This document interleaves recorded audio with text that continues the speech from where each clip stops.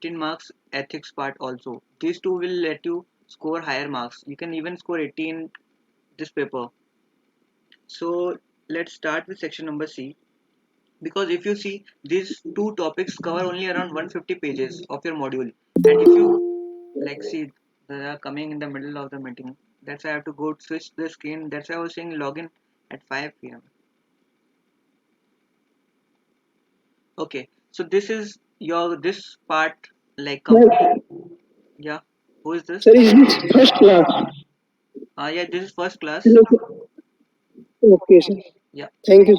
yeah. Okay, so like this two sections cover only 150 pages, and you get around 50 marks from here. And if you see the allied law part, it is so vast, and you have so many laws to study and so many things to like remember also. Like factories in Factories Act, you have to remember like several provisions कि क्या क्या करना पड़ता है उनको क्या नहीं करना पड़ता है.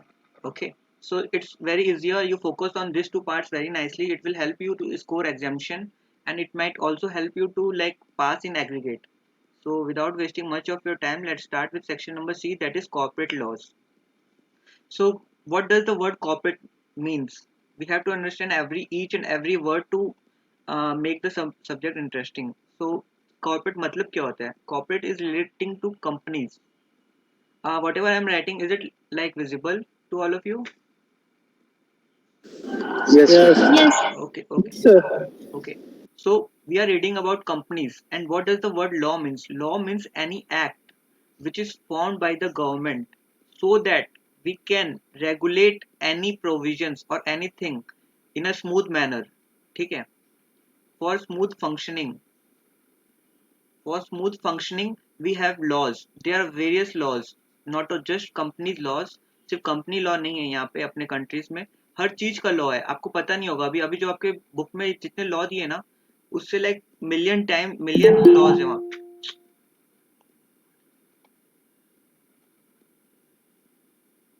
Okay, so there are so many laws. तो वो लॉ का काम क्या होता है ना, कि किसी भी चीज को हम लोग अच्छे से स्मूथ फंक्शनिंग करें. जैसे मान लो अगर कोई किसी का मर्डर करता है, तो अनलेस एंड अनटिल कुछ लिखे हुए नियम और कानून नहीं हो कि भाई अगर किसी को कोई मर्डर करता है तो क्या पेनल्टी होगा, क्या उसको सजा हो सकता है, अगर ऐसा कुछ नहीं होगा तो सब कोई जो मन में आया वो करेगा, है ना. अगर ट्रैफिक रूल्स नहीं हो तो कोई कुछ भी करेगा, एंड फाइन लगाने वाले ऑफिसर भी फाइन भी अलग अलग लगाएंगे. तो लॉ का नीड क्या होता है ना अपने लाइफ में, कि एक लिखा हुआ रहता है कि भाई अगर तुम मान लो बिना हेलमेट के जाते हो तो तुम्हारा फाइन 500 टू 1000 रुपीज तक ही लग सकता है. तो इतना लिखा हुआ है, तो फिर इसी के अकॉर्डिंग ही वो ट्रैफिक ऑफिसर को पावर मिलता है कि वो फाइन इम्पोज कर सकता है. अगर मान लो ये ऐसा नहीं लिखते, हम लोग ये नहीं लिखते लॉ में या एक्ट में, तो वो क्या एक जन से 1000 रुपया लेगा, और अगर राम से उसको दुश्मनी हुआ तो वो उससे 50,000 रुपया मांगेगा, बोलेगा वरना चलो जेल में. तो इसलिए क्या होता है ना, law is very important, so that सब एक तो क्या होता है यूनिफॉर्मिटी हो, कि मतलब सब कोई सारी कंपनीज उस लॉ को फॉलो करे. जैसे मान लो एक नियम रहता है अपने मतलब कंपनीज लॉ में, एक ये है कि एनुअल जनरल मीटिंग होता है, एक मीटिंग होता है, meeting of the share holders, वो 6 मंथ्स के विद इन हेल्ड हो जाना चाहिए, with in the end of the financial year. तो अब ये हर कंपनीज के लिए 6 मंथ्स है in an general, on in general if you से. बट अगर ये नहीं लिखे हम लोग तो कोई कंपनी 2 साल बाद करेगी. हम लोग जैसे लेट लतीफ हैं, ठीक है, तो हम लोग क्या होंगे, हम लोग करेंगे ही नहीं, हम लोग 5 साल बाद करेंगे एजीएम. बट वैसे क्या होगा, वो एक प्रॉपर वे नहीं होगा. सो इसलिए लॉ में क्या होता है, सारा रूल्स रेगुलेशंस रहता है ताकि आप सब कंप्लाई करो एक साथ. और जो भी लॉ को ब्रीच करे, या उस ब्रीच वर्ड ऐसा टेक्निकल वर्ड्स आपको लॉ का यूज करना पड़ेगा, जैसे लॉ का जार्गन बोलते हैं हम लोग, ताकि आपका आंसर मतलब अच्छा होए, एग्जामिनर को लगे कि आप हाँ पढ़ के आए हो. तो जो भी आप ब्रीच करते हो, ब्रीच करना मतलब किसी कानून को तोड़ना, किसी प्रोविजन को तोड़ना. Bro, तो हाँ, bro, या bro, don't understand anything, bro. भाई Hindi no. Hindi no, bro. I but I am am Tamil, talking in bro. English also या. बाकी Next, लोग को समझ आ रहा है क्या? not bro, not hearing, bro. Please tell. Okay, others are you able to understand?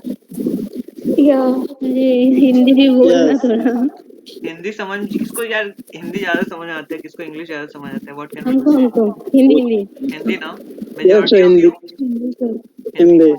Okay, so what can be done, Santosh? I'll try to speak in English. Try to catch up as much as you can. Okay. I'll help you out if you reach out to me in WhatsApp. I'll surely help you out if you have any doubts. I'm just talking in general about the various concepts related to Companies Act. Okay, so I was just saying that what is the need to have a law? Can you speak, Santosh? Like what as per you is the need to have a law? Come on, be very fast. What, bro? Uh, what is the need to Hello, have a law or legislation? What? bro. I don't study any companies act, bro. Okay, I Give am telling you, justice. bro. Okay, I am telling in short. Okay, the need of Okay, companies okay, law okay. so that we have laws, various laws in our country. Like we have traffic rules and so many laws because we want all the people to comply with the regulations because we want that those who are not complying with the regulations should be punished. Okay, suppose you don't like me and you think that I am teaching in Hindi, so you come to my house and you beat me up and right, then there should be some law, otherwise you will come and like you can do anything to me. So this is the purpose of the law, that you don't do any unmoral acts, and if you do, in case you do, you are punished for that. So this is why we have various laws, and today one of the law which we are covering is corporate law, which deals with companies. They are अच्छा, can anyone tell me कितने types की companies होती है? Like, do you all know? Three. Yeah, can you please tell? Please be partly. Private company, Yeah, public company, yeah, one person जो sole yeah. proprietor होता है ऐसे. Yeah. Also there are many companies like the insurance companies, banking companies, है ना? तो ये सब electricity companies, तो ये बहुत टाइप की कंपनीज होती है, अपनी अलग अलग टाइप की कंपनीज होती है, एंड सबका अलग अलग रूल्स, सबके लिए अलग अलग एक्ट्स बने हुए हैं, लॉज बने हुए हैं। जैसे जो बैंकिंग कंपनीज होती है ना, जैसे मान लो कोई भी बैंकिंग कंपनी है, आईसीआईसीआई है, या कोई भी आप what ever banking company you know, ICICI और डीबीएस बैंक और axis bank, SBI bank, these are regulated by banking regulation act and also by companies act. So in this way we have numerous companies. So that is why this was a short introduction of corporate law. I hope you have got a brief introduction. So this is your study note number 14 and it deals with Companies Act 2013. Okay. So what is this? Like, how do we read the name of this act? Okay. So this shows the year in which it was brought, 2013. Why 2013? Why not 2020? Okay, because Companies Act 2013 was brought in 2013, in the year 2013. So now you might have like आप लोगों को लग रहा होगा कि 2013 में ही आएगा ये, इससे पहले क्या होता था? फिर इसके पहले क्या कंपनीज के लिए कोई रूल्स एंड रेगुलेशन थे या नहीं थे? तो इसके पहले भी था, बट ये आया नया एक्ट। जैसे क्या होता है, अपने कपड़े जैसे फट जाते हैं ना, कई बार पुराने हो जाते हैं, वैसे ही कई बार क्या होता है, लॉ में बहुत सारी कमियां हो जाती है, या लॉ में स्ट्रिक्ट पेनल्टीज लानी पड़ती है ताकि लोग उसका फायदा ना उठाएं, और जैसे जैसे चेंज होता रहता है अपने आसपास, उसके लिए हम लोग लॉ को भी वैसे ही चेंज करना पड़ता है, ठीक है ना? तो इसलिए पहले क्या था, पहले था अपना कंपनीज एक्ट 1956 था। ओके, एंड अब जो आया अपना, उसको हटा के, उसको अमेंड करके, अमेंड मतलब पता है किसी को? Anyone knows? Implement. या please be like loud. Implement नहीं होता, और कोई give it a try guys. Changes. Change या करना. Changes चेंज आना. करना, या Update. अपडेट Updates और करना, addition. चेंज करना, ठीक है? ओके, तो इसका मतलब होता है चेंज, इम्प्लीमेंट नहीं करना होता है, इम्प्लीमेंट का मतलब अलग होता है। सो अमेंड करना मतलब होता है चेंज करना। सो लाइक आप लोग अब देखोगे ना, आप लोग इस कोर्स में आ गए हो, तो आपको हमेशा देखना होगा, आपको हर 6 महीने में, if you don't clear, you have to go through amendments. तो वो इम्प्लीमेंटेशन मतलब नहीं होता, अमेंडमेंट्स मतलब होता है आपका चेंजेस, जो भी एक्ट में चेंजेस आते हैं, कुछ नया प्रोविजन आ गया, कुछ प्रोविजन हट गई, कुछ प्रोविजन का मतलब प्रोसेस चेंज हो गया, तो आपको कुछ सब्जेक्ट्स में चेंजेस आते रहते हैं। जैसे कि लॉ हुआ आपका, लॉ में चेंजेस आते रहते हैं, टैक्स में चेंजेस आते रहते हैं। Tax can also be like divided into two categories, DT and IDT. कौन महाराज अभी आ रहे हैं?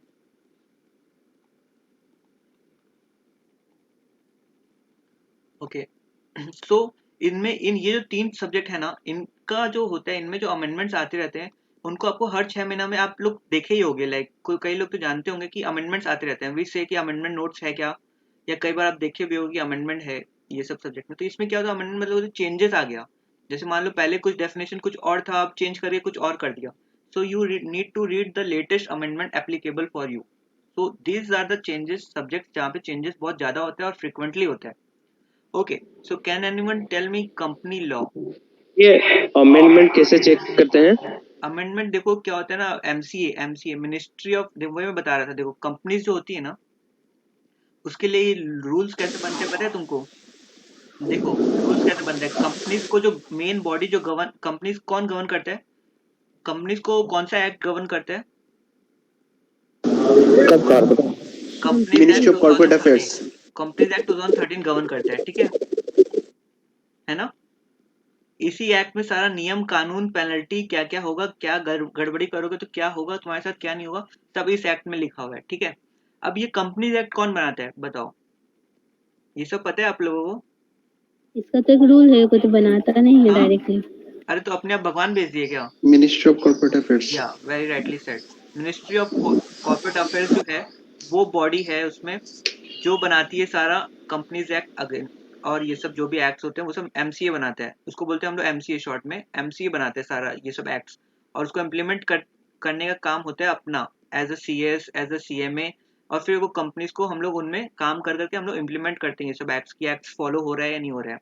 तो बेसिकली द प्राइम बॉडी और द फादर और द मदर ऑफ दिस पूरा रेगुलेशन इज एमसीए, ठीक है? इसमें जॉइंट कमिश्नर होते हैं ऑफ कॉर्पोरेट लॉज, तो वो लोग रूल्स फ्रेम करते हैं, नोटिफिकेशंस लाते हैं, और वही लोग चेंजेस करते हैं। तो ऑल द काम लॉ बनाने का, चेंजेस करने का कहाँ होता है? टॉप लेवल पे MCA, ministry of corporate affairs. जैसे आप लोग देखते हो बजट आता है हर साल, ठीक है? तो कौन रिलीज करता है? फाइनेंस बजट आता है ना अपना, हर साल फरवरी में आता है। फाइनेंस मिनिस्टर हाँ फाइनेंस मिनिस्टर, तो वो कौन सी मिनिस्ट्री रहती है? निर्मला सीतारमन। हाँ वो तो एक मतलब वो हो गई, फाइनेंस मिनिस्टर हो गई, बट एक मिनिस्ट्री होती है ना, हर एक अलग अलग मिनिस्ट्री होती है, ठीक है? तो वैसे ही यहाँ पे ये मिनिस्ट्री ऑफ कॉर्पोरेट अफेयर्स में बहुत सारा अलग अलग डिपार्टमेंट रहता है, ठीक है? तो वैसे ही वहाँ पे वो मॉनिटर करते हैं पूरा कंपनीज एक्ट को, तो सारे चेंजेस जो होते हैं ना ये लोग लेके आते हैं। और ये एमसीए क्या है? एक बॉडी है, उसमें इंडिविजुअल मेंबर्स रहते हैं, और मेंबर्स कौन कौन रहते हैं? जैसे आईएएस ऑफिसर्स रहते हैं जो कि बहुत पढ़े लिखे हैं, जिनका उसमें मतलब नॉलेज हो उस सेक्टर में, है ना? कंपनी एक्ट सेक्टर में जिनका जिनका नॉलेज होता है वो लोग टॉप ऑफिशियल्स रहते हैं, और उनको हाई नॉलेज होता है अबाउट द कंपनीज। वो लोग अगर नीड होता है तो फिर चेंजेस लाते हैं और अमेंडमेंट्स आते हैं अपने एक्ट में। समझ में आया? The person who was asking like amendments कैसे आते हैं? Yes sir. या डन, सो लेट्स और स्टार्ट। भाई वो जो सभी एक्ट का क्या अलग अलग वेबसाइट पे अमेंडमेंट आते हैं? देखो ऐसे तुमको, देखो सीधा सिंपल से बात है, कब जो भी अमेंडमेंट या चेंजेस आते हैं ना लॉ में, वो official gazette of India, gadget में आता है आपका। गैजेट एक टाइप का न्यूज़पेपर होता है जो कि मतलब गवर्नमेंट का जो भी चेंजेस होता है या नोटिफिकेशन आता है वो ऑफिशियल गैजेट ऑफ इंडिया में आता है, ठीक है?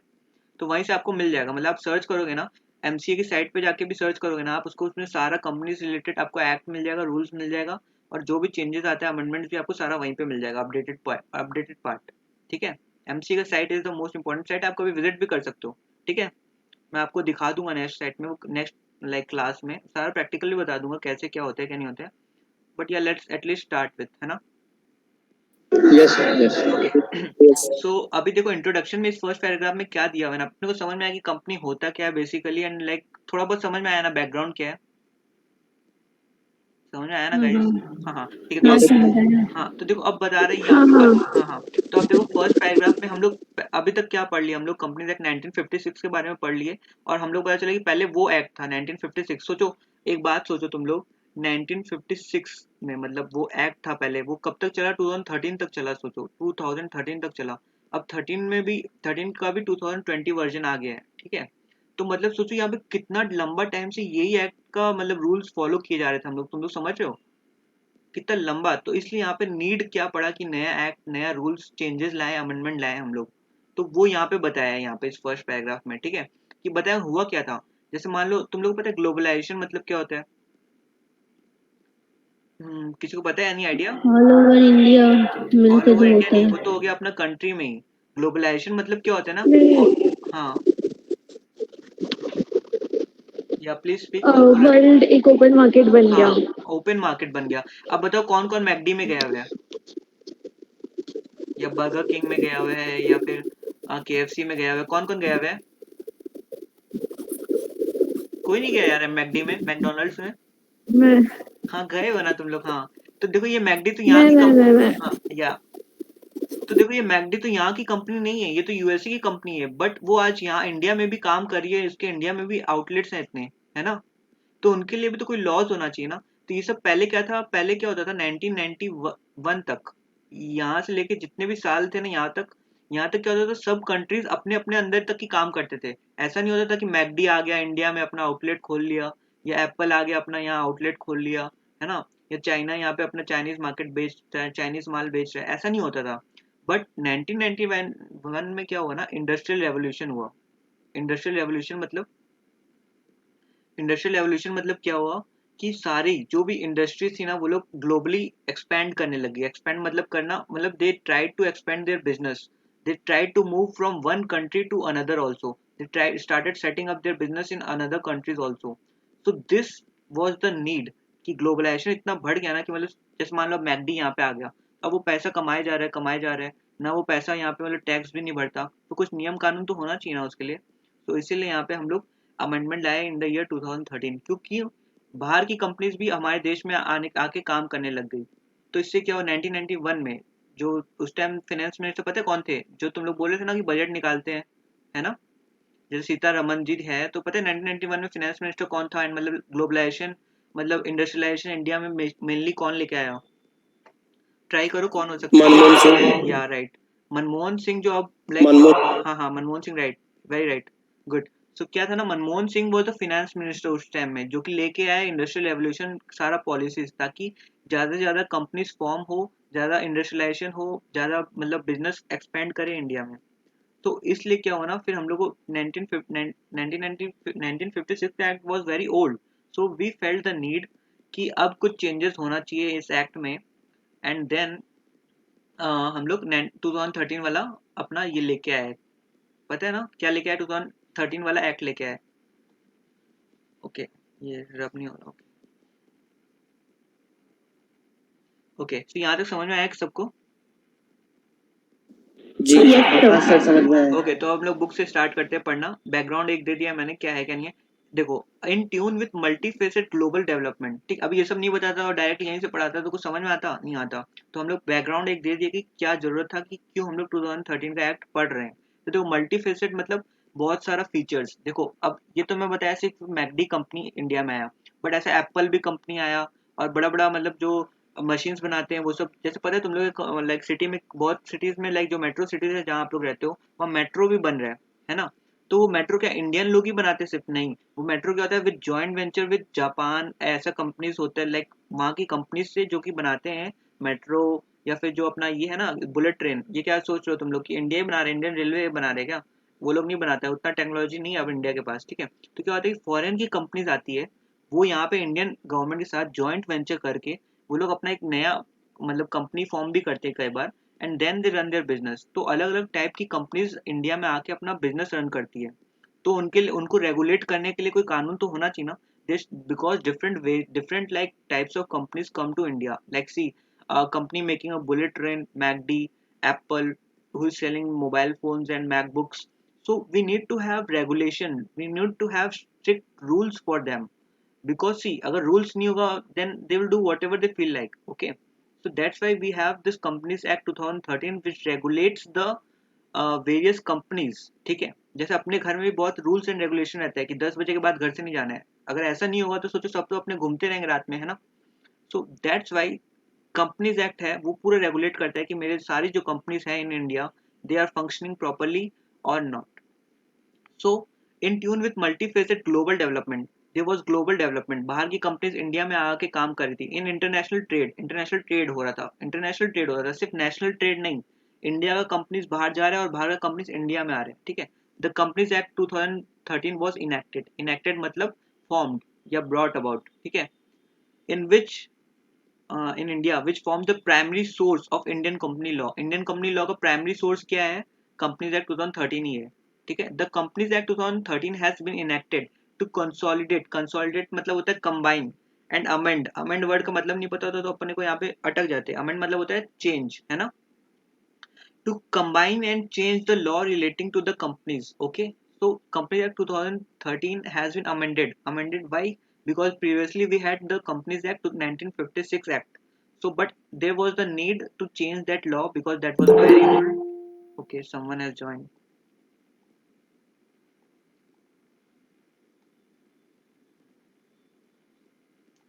Okay, so that was very old act, so there was a need for a new act to regulate the companies in our country. Okay, so the changes in the existing company law, that is Company Act 1956, were indispensable. Indispensable means necessary due to changes in national and international economic environment. I told you now, because see, foreign companies also come to India and Indian companies go to also explore the foreign market. So that was the need to have a strong law to govern the companies for expansion. And why do the companies come to India?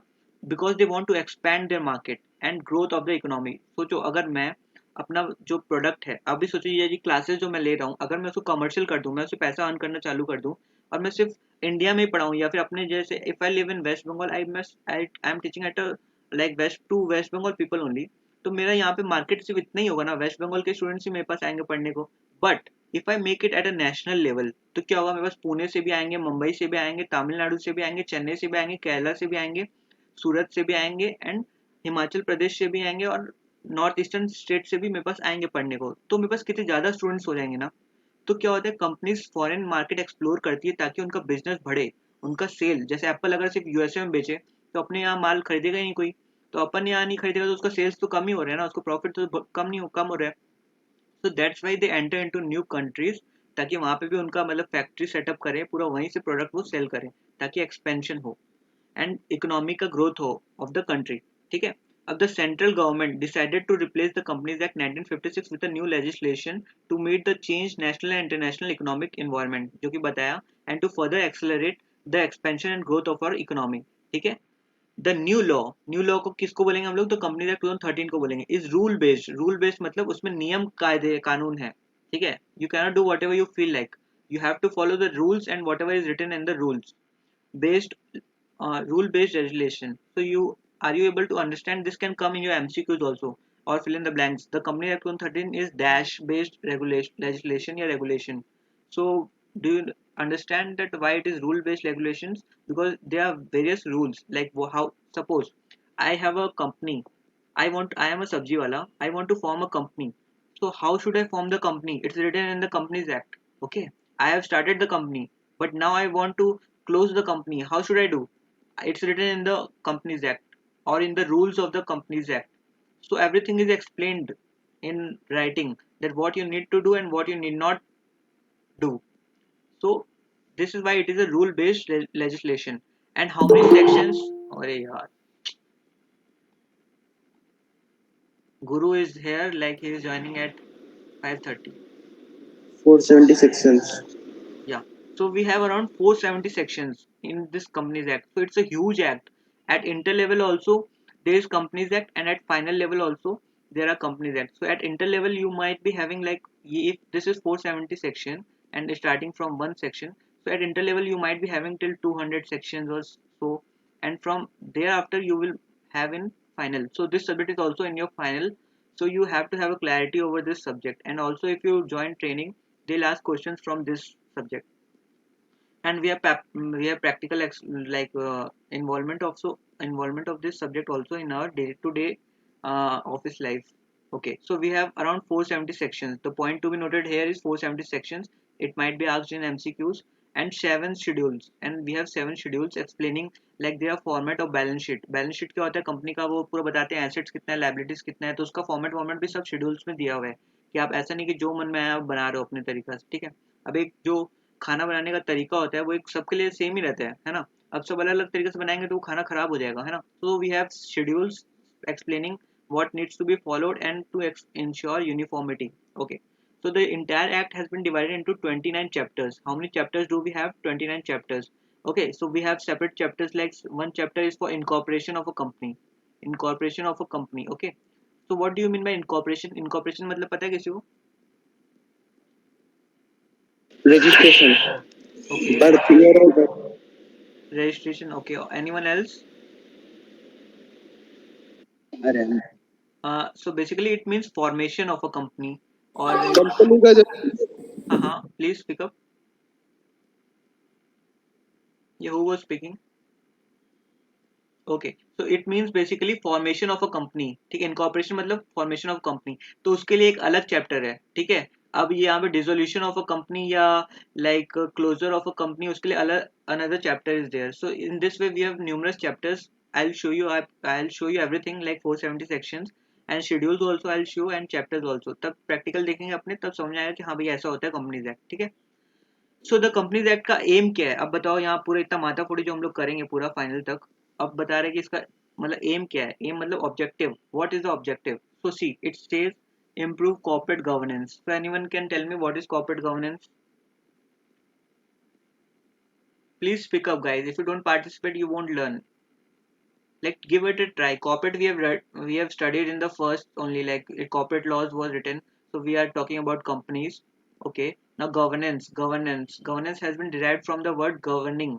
Governing means to regulate. Okay. So in here the main aim of Companies Act is to regulate companies and ensure that they are not doing any fraud or malpractices. Malpractices means wrong practices. Okay. And to simplify regulations. And you know what, have you heard about the concept of OPC, one person companies? Hello sir, Yeah, company को regulate कौन करता है? कौन सा act करता है? Companies act 2013 करते हैं बेसिकली. कंपनीज के लिए कंपनीज एक्ट 2013 होता है कि कंपनी कैसे फॉर्म होगी, कैसे चलेगी, क्या क्या उसको डिस्क्लोजर करने, सारे कंपनीज एक्ट 2013 में रहते हैं. ठीक है. बट उसका एक कंपनी के ऊपर बहुत सारे लॉज एप्लीकेबल होते हैं, लाइक इनकम टैक्स एक्ट भी एप्लीकेबल होता है एंड लेबर लॉज भी एप्लीकेबल होते हैं, बहुत सारे होते हैं. बट बेसिकली कंपनी पैदा कौन करता है, माँ बाप कौन है कंपनी का, कंपनीज एक्ट 2013, और उसका रूल्स जो है that is the main governing act or bible of companies. Okay, do you get that?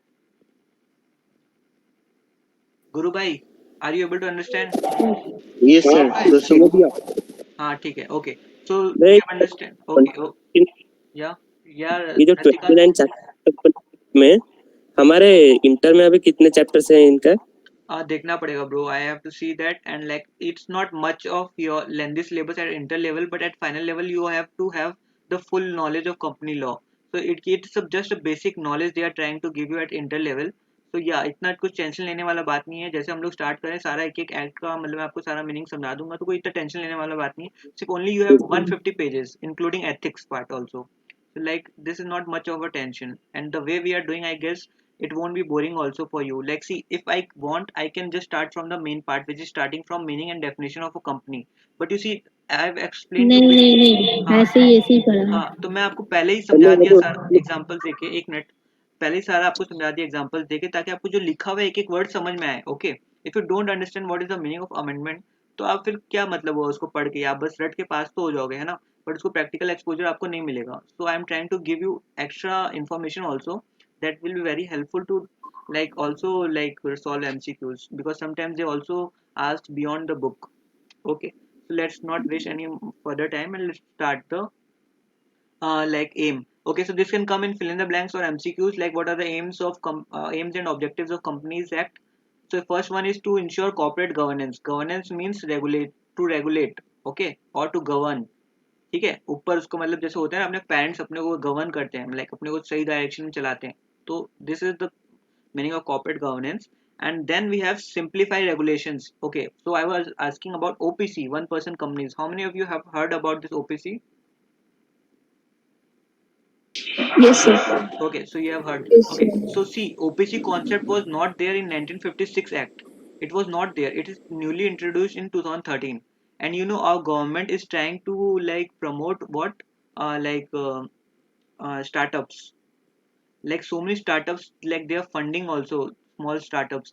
तो पहले ऐसा नहीं था. आजकल कोई भी अपना बिजनेस चालू करे ना, कैपिटल कम है, 5 lakh, 4 lakh, 2 lakh, 1 lakh, you can start your startups, you can get loans to start your own business. Okay, so it was a major amendment in the Company Act 2013 was the one person company. Because क्या था, one person company से क्या होता है ना, मान लो कि ऐसे क्या होता है कंपनीज में, क्या होता है ना, you need to have certain number of members. जैसे प्राइवेट कंपनी में 2 मेंबर होने चाहिए. तो अब what do we mean by member, अगर किसी को एकदम नहीं पता तो मैं बताता हूँ. दो बंदे होने चाहिए जो कंपनी को एकदम स्टार्ट करें. एटलीस्ट प्राइवेट कंपनी में बंदे तो होने ही चाहिए. ऐसा नहीं कि आप अकेले एक प्राइवेट कंपनी फॉर्म कर सकते हो. ओके. एंड वैसे एक पब्लिक कंपनी फॉर्म करनी है तो उसके लिए आपको 7 बंदे चाहिए, एटलीस्ट 7 बंदे. Okay.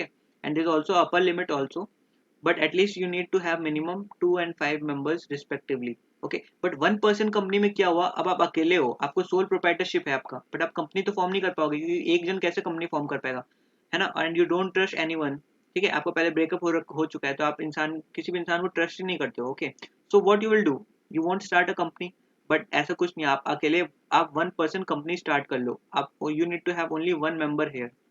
Okay, so you can now, this concept was brought under Companies Act 2013, and it was a revolution because it was not there in 1956 Act, and it enjoys all the like all the जितना भी फायदा एक company को मिलता है वो एक 1% company को भी मिलता है, so it enjoys all the features of a company just being a single member also.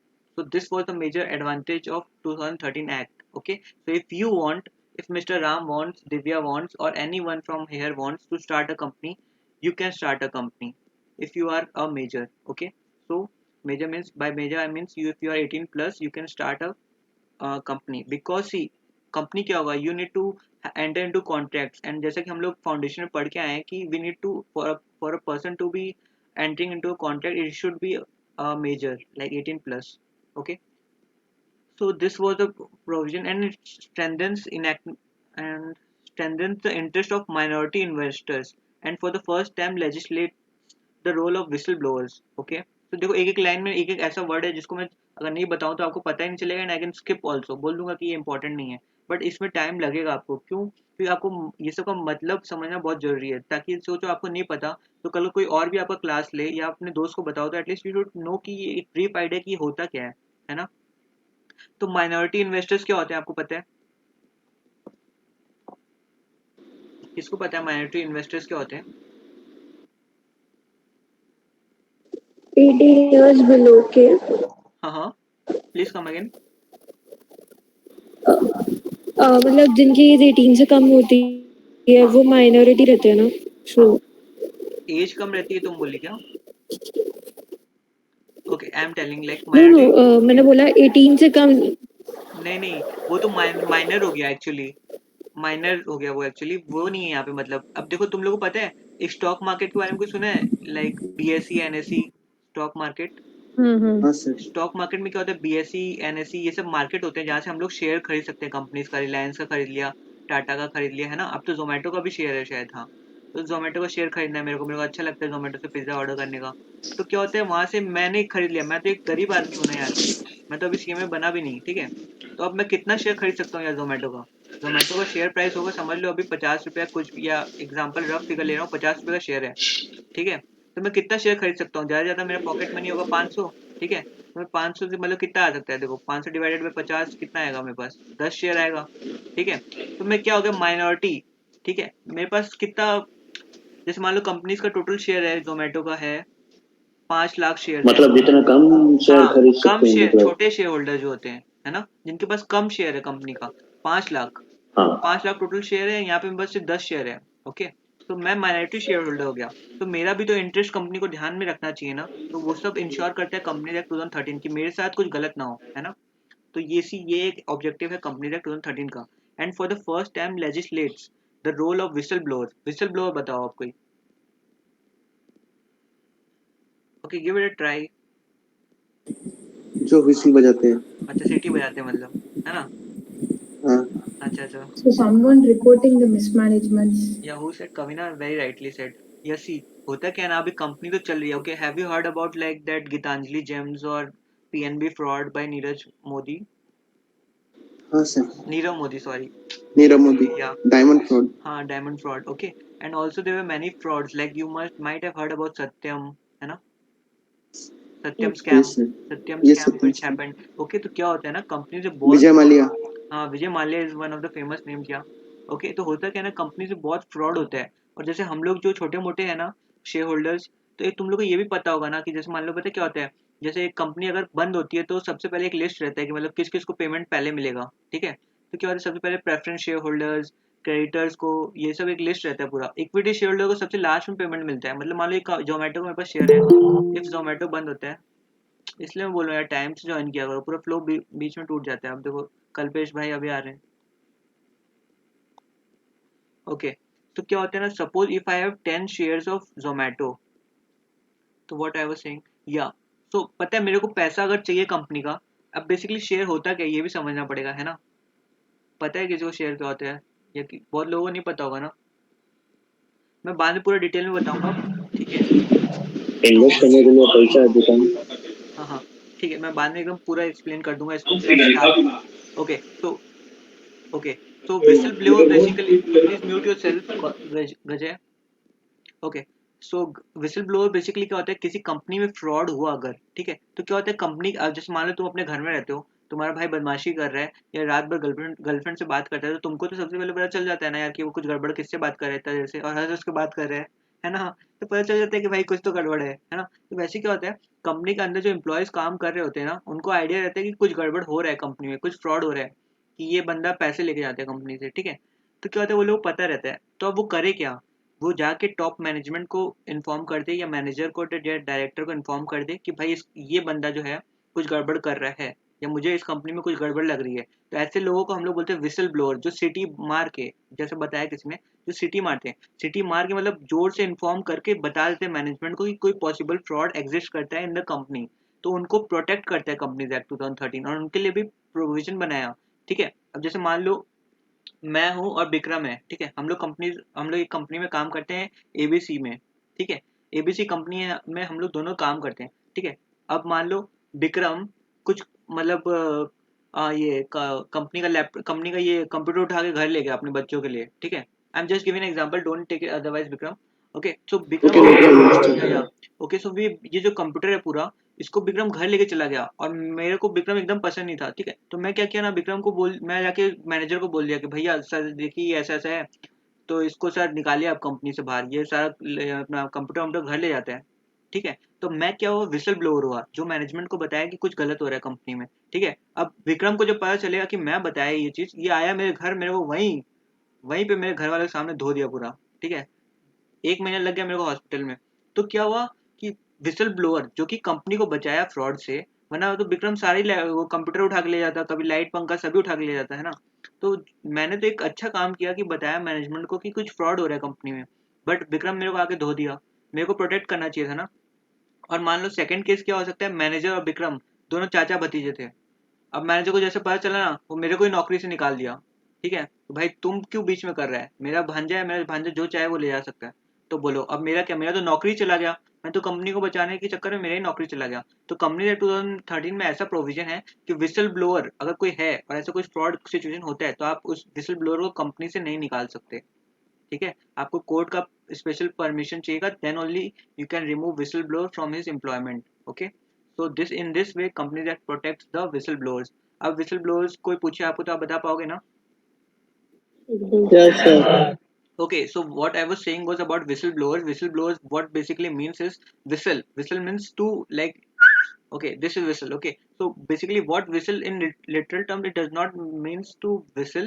Okay, but to like inform the top authorities that something fishy is going in the company. So that is whistleblowing.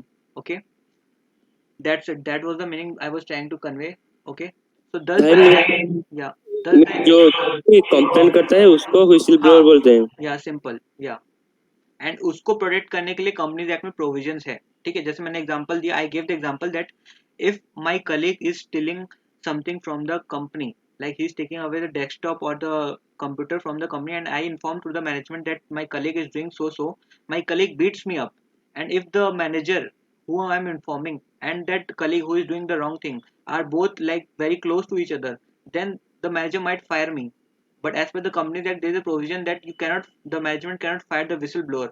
They have to seek the permission from the court, and then the court, if directs, then only you can remove the whistleblower from the employment. Am I able to be? Am I clear on this? Like whoever asked yes me sir. strongly. Yes. Yeah. Okay. Okay. So let's move further. Thus, the enactment is making our corporate again, company regulations more contemporary. It is making our like rules and regulations according to the situation in 2013. Okay, so अब आते हैं हम लोग now we will understand what is actual meaning of company. Okay, this was just a brief introduction. I have tried to explain each and every word which these words will come across in future also. So this is why I took so much time, like nearly 40 minutes we are we have spent on this only. But if you have the base clear, then I won't need to explain the words again and again. Otherwise you will come across and then you'll ask what does the word whistleblower means. Okay, so we have tried to cover everything now, and now we are starting with the main part of the company. Okay, so what does the word meaning and definition of a company is? Okay, so the word company is derived from the Latin word. Okay, so the Companies Act, अब पता है तुम लोगों को जो Companies Act भी है ना, इंडिया में कोई खुद नहीं बनाया, यूएस में भी Companies Act है, ठीक है। तो basically what we do is वहां से हम लोग अच्छी चीजें ले लेते हैं, दूसरे इंसान की अच्छी चीजें तो अडॉप्ट कर लेनी चाहिए ना। तो वैसे क्या होता है, मेजर कॉन्सेप्ट जो है ओपीसी 1% कंपनी, वो सब फॉरेन में था पहले, तो वो लोग को देख के हम लोग अडॉप्ट कर लिए, ठीक है। जैसे जीएसटी भी है, पहले क्या था, वैट था अपना, सर्विस टैक्स था, बट हम लोग फॉरेन से जीएसटी कॉन्सेप्ट है बहुत सारे नेशंस में, सिंगापुर है सेक्टर में, तो वहां से हम लोग अडॉप्ट कर लिए वो कॉन्सेप्ट, ठीक है। तो वैसे ये कंपनीज एक्ट भी जो है ना, हाँ हाँ ये वो दूसरे कंट्री से वो जो कॉपी करा है वो लोग कैसे कुछ उन्हें कॉपी करने देते हैं? हाँ, एक्चुअली देखो होता क्या है ना, कॉपी इन द सेंस हम लोग क्या, जैसे मान लो तुम ये बुक है, वैसे फैकल्टीज के नोट्स कैसे बनते हैं, लाइक बुक को पूरा एडिट करके यहीं से निकाल के वो अपना मैट बना लेते हैं, है ना। तो अब कोई क्या बोल सकता है, जैसे कंपनीज एक्ट तो ये पूरा मतलब पब्लिक के लिए अवेलेबल है ना, सबको पता होना चाहिए, it's in the public domain, it is available for everyone. So like if you can take it away, and because see एक वर्ल्ड में क्या होता है ना कि we live in harmony, so we are open to other countries to help, and yeah, and वैसे भी English मतलब इंडिया में क्या होता है कि वी मेक चेंजेस एंड ऐसा कर लेते हैं हम लोग कि किसी को पता भी नहीं चलता कि ये कहाँ से लिया गया है, ठीक है। बट बेसिकली द मेन हम लोग जैसे क्या होता है, यूएस के कोई केस लॉज भी होते हैं ना, तो हम लोग उसको रेफर करते हैं इंडिया में, वो इम्पोर्टेंट भी है ना, कि उस कंट्री में कैसा ऐसा सिमिलर केस आया था, तो उसका क्या मतलब जजमेंट था, है ना। तो अगर सिचुएशन सेम रहे तो फिर we can adopt the like foreign laws and change it according to our country का नीड्स। ओके, जी हाँ।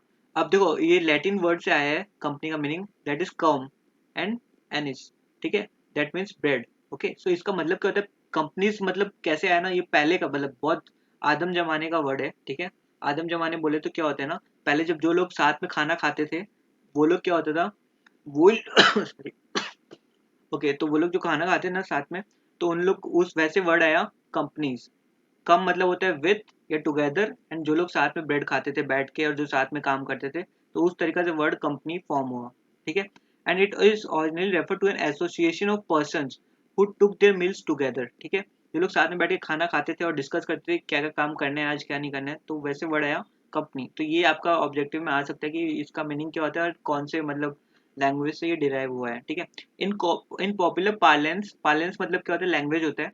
पॉपुलर लैंग्वेज या बेसिक लैंग्वेज में हम लोग क्या, कंपनी का मीनिंग क्या होता है, it denotes N association of like minded person. अब बताओ लाइक माइंडेड मतलब क्या होता है, सेम, जिनका ऑब्जेक्टिव सेम रहता है। जैसे अब यहाँ हम सब लोग का ऑब्जेक्टिव क्या है, हम लोग को कंपनीज एक्ट कवर करना है, हम लोग को पढ़ना है, तो हम लोग क्या है, लाइक माइंडेड पीपल है, उनका ऑब्जेक्टिव एम सही है, सेम है। अब यहाँ मान लो किसी और का, दिव्या का एम है मूवी देखना है, तो हम लोग क्या, we are not like minded person, हम लोग को पढ़ना है और दिव्या को मूवी देखना है, so it's a different thing. So basically company में क्या होता है ना, लाइक माइंडेड लोग होते हैं, ठीक है। अब कंपनी भी तो बहुत टाइप की होती है ना, जैसे मान लो अमेजोन हो गई, फ्लिपकार्ट हो गया, कोई होती है कंपनीज होती है, बैंकिंग कंपनीज होती है, तो आपको अगर बैंकिंग कंपनी में इंटरेस्ट है तो आप बैंकिंग कंपनी में जाओगे। अमेजोन, आपको फ्लिपकार्ट में काम करना मजा आता है तो आप इसमें जाओगे, है ना। आपको फोटोग्राफी में इंटरेस्ट है तो आपको फोटोग्राफी कंपनी में जाके काम करोगे, है ना। आपको सीएमए बन के काम करना है तो आप सीएमए वाला काम करोगे, ऑडिटर वाला काम करोगे, कॉस्ट ऑडिटर वाला काम करोगे, तो it's association of like minded person, है ना। Form for the purpose of carrying on some business और अंडरटेकिंग, और मेन ऑब्जेक्टिव इस कंपनी का क्या होता है, उसको बिजनेस करना है या कोई काम करना है, ठीक है। अब ये मेन डेफिनेशन ये आप लोग याद करोगे, इसको हाईलाइट कर लो अपने बुक में या मार्क कर लो। A company is a corporate body and a legal person having status and personality distinct मतलब होता है डिफरेंट, लिख लो, and separate from the members constituting मतलब होता है मेकिंग, ठीक है। देखो अब कंपनी होता है, इट्स अ कॉर्पोरेट बॉडी में बताया ना, मतलब कॉर्पोरेट मतलब क्या होता है, एक बॉडी जो कि फॉर्म्ड हुआ है किसी एक्ट के अंदर, ठीक है। एंड अ लीगल पर्सन मतलब जब भी कोई कंपनीज एक्ट में फॉर्म हो जाती है ना, तो फिर उसको क्या होता है, एक लीगल पर्सन का स्टेटस बन जाता है। मतलब वैसे जैसे मान लो सब्जी वाला एक सब्जी बेच रहा है, ठीक है, अब वो कंपनी नहीं बनाया तो वो एक सब्जी वाला ही है पूरा, है ना। अब अगर वो एक मतलब एक अपना एक बाकायदा एक कंपनी बना लेता है, if he forms a company, then he will be a then his company will be a different person and the sabji wala individually will be a different person. We will consider them to be different. Okay, so he is a legal person and he is having the status and personality distinct and separate from the members constituting it. So suppose this is sabji wala ka business and this is sabji wala apna, ठीक है, they will be considered as two different persons. Okay, so this is the main advantage of forming a company. And suppose this sabji wala takes a loan of loan 5 lakh rupees का लिया, ठीक है, तो अगर ये company form करने में क्या इसका मतलब रहता है ना एडवांटेज, कि इसके घर से इसका लिमिटेड लाइबिलिटी रहता है। फिर इसके घर से अगर ये फेल्स टू रिपे तो फिर इसका घर से आप ये नहीं कि कुछ भी सामान उठा के ले गए, उसके बच्चे को उठा के ले गए, सब कुछ उठा के तोड़फोड़ करके चले गए, ऐसा नहीं चलेगा। You can not take his personal assets. But अगर वो एक सिर्फ सब्जी वाला ही है तो क्या होगा, उसका आप सब कुछ एसेट्स लेके चले जाते हैं लोग, ठीक है, to recover their money. in the terms of the Companies Act, a company, अब Companies Act में पता है क्या होता है ना, सब तुम लोग पता है कोई भी एक्ट में सबसे पहला सेक्शन क्या होता है? First section of any act and second section, can anyone tell? separate legal entity. हाँ, शॉर्ट टाइटल एंड कमेंसमेंट है ना। कौन बोला था answer? Okay, what whoever said short title and commencement रहता है, एक ब्रीफ रहता है उसमें कि क्या है इस एक्ट के बारे में, ठीक है। और सेकंड सेक्शन को किस क्या डिफाइन करता है, बता सकता है कोई? हाँ, Definition? या वेरी राइटली सेड, कौन बोला? Divya. Okay Divya, right. So किसी भी एक्ट खोल के देख लो, कंपनीज एक्ट खोल के देख लो, लेबर एक्ट खोल के देख लो, इनकम टैक्स खोल के देख लो, उसमें सेक्शन 2 जो रहेगा ना, हमेशा सारा डेफिनेशन रहेगा उसमें कि क्या चीज होता क्या है।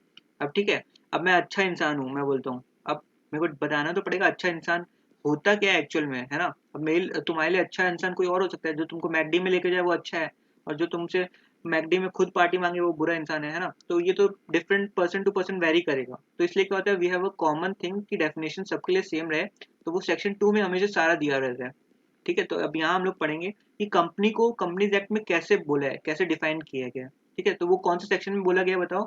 Section 2 subsection 20। अब ये पता है सबसेक्शन क्या होता है, या फिर ये जो लिखा हुआ है यहाँ पे, इसको हम लोग कैसे रीड करते हैं, किसी को पता है? नहीं Yes, पता sir. तो बोलो। सबको पता, किसी को नहीं पता तो मैं बताऊंगा, फिर बेसिक से बताऊंगा एकदम, वरना फिर पता है तो फिर I will skip this minor things because it taking too much time. पता है ना सबको? हाँ, जब ऐसे लिखा होता है ना 220, तो मतलब ये जो है ये सेक्शन है, we read it as 2 and subsection 20, ठीक है। तो ये हो गया अपना बेसिक्स, ठीक है। A company incorporated under this act, और तो कैसे डिफाइन किया है, a company means a company incorporated. Incorporated मतलब मैं बताया था क्या होता है, फॉर्म्ड। भाई कब सेक्शन और कब क्लॉज बोलते हैं? हाँ, कब हम सेक्शन सबसेक्शन और कब क्लॉज बोलते हैं? ओके, ये हो गया सेक्शन आपका, ये हो गया आपका क्लॉज। सबसेक्शन, सेक्शन इतना, सबसेक्शन इतना, क्लॉज 1, ठीक है। होता क्या है ना, जैसे मान लो ये एक सेक्शन रहा, ठीक है, सेक्शन 2 रहा डेफिनेशंस, ठीक है। हाँ, अब इसमें क्या होता है, इसमें भी बहुत सारे सेक्शंस रहते हैं। तो ये हो गया सेक्शन, सब सेक्शन रहते हैं 1 2 3 4, ठीक है। अब सेक्शन, सब सेक्शन 4 में क्या होता है, इसमें बहुत सारी लाइनें रहती है, तो इन लाइन को हम बोलते हैं क्लॉज, ठीक है। इसमें बहुत सारे क्लॉज हो सकते हैं। समझ में आया? समझ में आया? कौन पूछ रहा था? जी रतिकांत, समझ में आया ना? ओके। तो अब यहाँ पे ये सेक्शन नंबर याद कर लो आज ही, ठीक है, ये आएगा आपके एग्जाम में। और डेफिनेशन ऑफ कंपनी आएगा ही आएगा, और उसको लिखना भी चाहिए आपको हर, मतलब अपने जहाँ भी पॉसिबल हो, ठीक है। तो याद कर लो अभी सेक्शन 2 सब सेक्शन 20, तो देखो दोनों भाई भाई लग रहे हैं, 220, ठीक है, 220। तो सेक्शन 220 ऐसे याद करने के लिए बता रहा हूँ, निमोनिक्स बना रहा हूँ। Section 2 sub section 20 defines companies act, company, okay. So and what is company as per this? As you can see in quotation, company means a company incorporated, मतलब मैं बताया था formed under this act or under any previous company law। अगर मैं 1956 के बारे में नहीं बताता तो ये नहीं समझ आता ना फिर यहाँ पे। अब देखो any previous company law मतलब क्या होता है यहाँ पे, 1956 के अंदर भी कोई कंपनी फॉर्म हुई है ना, तो उसको भी हम लोग कंपनी मानेंगे। अब जैसे 2013 आ गया, ठीक है। अब मेरा कंपनी XYZ लिमिटेड जो था वो मेरा फॉर्म हुआ था आपका कब बताओ?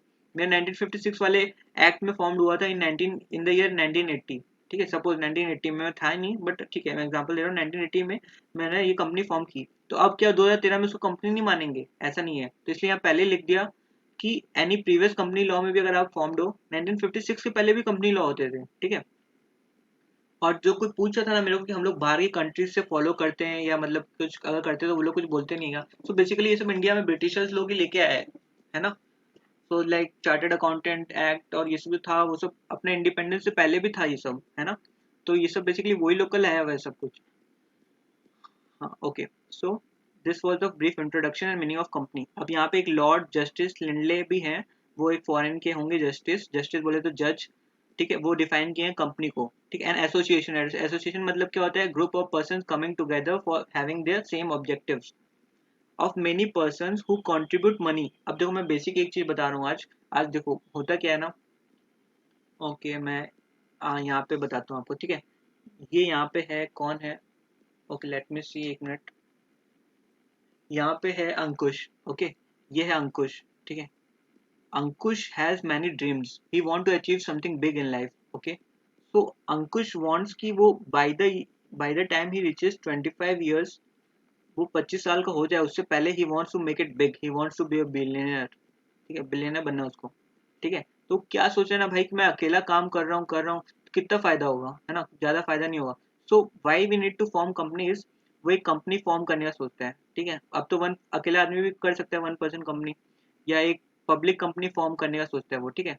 कि किसके नाम से, अंकुश लिमिटेड नाम से कंपनी ये फॉर्म करने का सोच रहा है, ठीक है।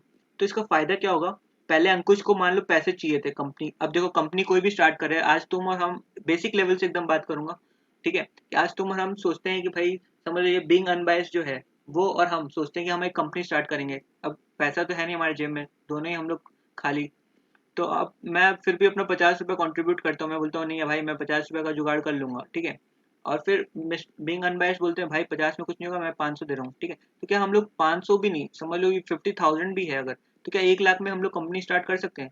1 लाख में तो 10,000 का तो सिर्फ लैपटॉप ही आ जाएगा, 30,000 का लैपटॉप आ जाएगा, कंप्यूटर चाहिए उसके लिए, फर्नीचर चाहिए, you need to have a space, you need to have everything, employees भी होने चाहिए उसमें, उनका सैलरी देना है अपने को। तो क्या होता है ना, फिर अंकुश बोल रहा है भाई ये तो झमेला है, कंपनी मतलब मैं कंपनी फॉर्म करूंगा तो मुझे पैसे चाहिए, है ना। तो मैं अकेला, अभी अंकुश जब सोचता है कि भाई मेरे कंपनी फॉर्म करना है तो अपने रिलेटिव्स के पास जाते हैं, रिलेटिव वैसे ही कभी काम नहीं आते, ठीक है। वो ताना मार के अंकुश को भगा देते हैं। I am just giving an example, don't take it otherwise. और फिर बाकी क्या होता है, वो अपने फ्रेंड्स के पास गया, तो पैसा मांगते ही फ्रेंड्स बोले भाई तू कौन है, ठीक है।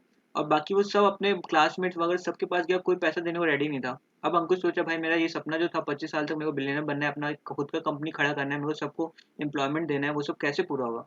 तो Ankush has an idea, as an option of forming a company, ठीक है। वो बैंक से लोन ले सकता है। अब अंकुश को as an individual bank loan नहीं देगा, बट वो कंपनी फॉर्म करता है, अच्छे से काम करता है, उसका बहुत अच्छा ट्रैक रिकॉर्ड है, बहुत अच्छा सीए किया हुआ है, सीएमए किया हुआ है, सीएफए किया हुआ है, जितने डिग्री थे सब किया हुआ है, ठीक है। तो बैंक उसको लोन भी दे देगा, ठीक है। तो उसको लोन मिल जाता है। तो वो क्या करता है, बैंक में सपोज उसको 5 लाख रुपए लोन दिया बैंक, ठीक है। तो एटलीस्ट यहाँ पे इसको 50,000 रुपीज मिल जाता है, तो एटलीस्ट एक बड़ा कैपिटल आ गया इनिशियली। फिर उससे वो अपना एक छोटा ही ऑफिस सेटअप कर सकता है, एंड इसका कंपनी एक बार का सेटअप हो गया, ठीक है। अब अंकुश के पास 5 साल बाद अंकुश का प्रॉफिट होता है अराउंड, समझ लो 70 लाख रुपीज, या बहुत ज्यादा अमाउंट हो गया तो 10 लाख रुपीज अंकुश का पर ईयर प्रॉफिट हो रहा है, ठीक है। खर्चा वर्चा सब माइनस करके Ankush profit is 10 lakh rupees, okay. So what Ankush now wants to expand, and after 5 years, like now Ankush is 20, तो 25 साल तक पहुंचते पहुंचते उसका 10 लाख का पर प्रॉफिट हो रहा है। But Ankush has even bigger dreams now, he wants कि I want to be the richest person on in India, ठीक है। So now what he thinks like कि I want more money into my business, I want that, okay someone has entered, just a minute.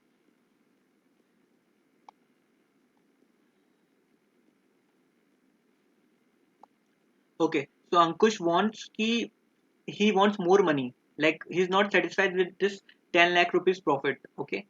So he wants कि मेरे business में और पैसा invest हो, मुझे और पैसा मिले ताकि मैं अपना बिजनेस सिर्फ यहाँ पे, अंकुश where are you from, Ankush? Mumbai. Okay, Ankush is from Mumbai. Ankush has this business in Mumbai. So now Ankush wants to expand in Kolkata. He wants to expand in Pune, and even he wants to expand in Singapore. Okay, so he needs money to set up the office in these countries. Okay, or in these cities. So what Ankush can do is, if he has profits or if he satisfies some conditions कि उसका मान लो 20 करोड़ का assets है या ऐसा कुछ condition रहते हैं, अगर ये सेटिस्फाई कर लिया तो अंकुश क्या कर सकता है, अपनी कंपनी को लिस्ट करवा सकता है स्टॉक एक्सचेंज में, आईपीओ लाके, ठीक है होगा। फिर क्या होगा ना, जनरल पब्लिक उसको पैसा देगी, ठीक है। मतलब सारे जो जनरल पब्लिक है वो लोग 15-15 हज़ार रुपये उठा लेते हैं हम लोग जनरल पब्लिक से। तो सोचो वो अपने रिलेटिव के पास जा रहा था, फ्रेंड के पास जा रहा था, तो कितने होंगे अंकुश के फ्रेंड्स? 200 फ्रेंड्स होंगे। पूरी लाइफ टाइम में वो 200 फ्रेंड्स बनाया होगा, चलो ज़्यादा ज़्यादा 500 फ्रेंड्स बनाया होगा। उस 500 में से कोई कितने लोग देंगे अंकुश को 1-1 लाख? कोई नहीं देने वाला ज़्यादातर। और रिलेटिव्स भी कितने होंगे अंकुश के? 1000 होंगे ज़्यादा ज़्यादा। बट यहाँ पे अंकुश को अगर ऑप्शन मिल गया आईपीओ लाने का, तो वो इंडिया में किसी भी जन से, किसी भी पॉपुलेशन से वो एप्लीकेशन अपना ऑफर कर सकता है कि भाई हम तुमको ऐसा, ये कंपनी का एक कागज रहता है, ठीक है, ये समझ लो कंपनी का ये शेयर जिनको बोलते हैं हम लोग, ठीक है, ये बेसिकली होता कुछ नहीं है, एक समझ लो एक कागज का टुकड़ा है। आजकल तो फिजिकल फॉर्म में नहीं मिलता है, बट इसी को हम लोग बोलते हैं शेयर्स, ठीक है। इसका कोई वैल्यू होता है, जैसे रुपए का वैल्यू होता है ना। दिख रहा है क्या what ever I am writing? हाँ सर दिख रहा है, Yes. हाँ दिख रहा है। ठीक है ना। तो ये बेसिकली शेयर्स कुछ नहीं होता, ये कागज का टुकड़ा है, ठीक है। ये अंकुश क्या करेगा ना, इन्वेस्टर्स, ये मिस्टर राम, ये मिस्टर श्याम, ये लोग हैं, ये लोग जानते हैं अंकुश कितना पढ़ा लिखा आदमी है, इसका कंपनी हर रोज प्रॉफिट कर रहा है, ठीक है। तो ये जो तीन सॉरी, ये जो है ना, ये लोग कौन है? इन्वेस्टर्स हैं जो कि इंडिया में है, ठीक है। ये लोग क्या देखते हैं कि अंकुश का ट्रैक रिकॉर्ड बहुत अच्छा है, अंकुश का कंपनी प्रॉफिट कर रहा है, तो वो लोग क्या करते हैं ना, ये शेयर खरीदने में, इन्वेस्ट करने में इंटरेस्टेड रहेंगे। क्यों? क्योंकि उनको अंकुश पे भरोसा है, ठीक है। तो वो लोग क्या करेंगे, अपना 15,000 रुपया, ये 15,000 रुपया किसको देंगे? अंकुश को, कि भाई तू और अपना बिजनेस एक्सपेंड कर, तो सिंगापुर में भी जा, वहाँ कस्टमर्स बहुत मिलेंगे तेरे को। और फिर अंकुश क्या करेगा, अंकुश पर इनको भी तो कुछ चाहिए ना भाई, है ना। अगर तुम कुछ दे रहे हो तो तुमको भी तो कुछ चाहिए इन रिटर्न। तो अंकुश क्या करेगा, बोलेगा ये लो मेरे 15,000 के, तुम ये कागज ले लो, शेयर्स, ठीक है। इनका तुम जब भी तुमको चाहिएगा तो ये तुम मुझे शेयर्स तुम किसी को बेच सकते हो या खरीद सकते हो वापस। तो इस तरीका से तुम पूरा ट्रांजेक्शन कर सकते हो। अब इनको क्या फायदा होगा 15,000 का शेयर ही लेके? इस शेयर का वैल्यू ऊपर भी बढ़ता है, अगर कंपनी बहुत अच्छा प्रॉफिट करने लग गई तो ये 15,000 30,000 भी हो सकता है, ठीक है। तो ये फायदा होता है इन्वेस्टर्स का, कि वो लोग क्या करते हैं, एक कंपनी फॉर्म करके आप अपना कंपनी को लिस्ट करा लो, तो क्या होगा, आपको कितना मतलब वाइडर मार्केट मिल गया, क्या कितना रीच मिल गया आपको, ठीक है। कि मतलब आप आईपीओ के थ्रू पैसा रेज कर सकते हो फ्रॉम द पब्लिक, तो फिर आप अपना इनिशियली बिजनेस मतलब और एक्सपेंड कर सकते हो। तो ये होता है मतलब पूरा कॉन्सेप्ट ऑफ कंपनी और शेयर्स, ठीक है। तो मैं कहाँ था, व्हाट आई वाज, ओके।